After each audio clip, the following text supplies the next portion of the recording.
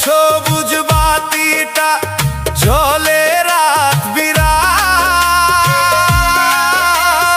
অথচ আমার ইনবক্সে শুধুই জমা হয় একরাশ আধার। আমি কল দিলে তুই ধরিস না আর দিস না কোনো সাড়া, তোর কাছে কি আমি এখন একদমই দিশেহারা।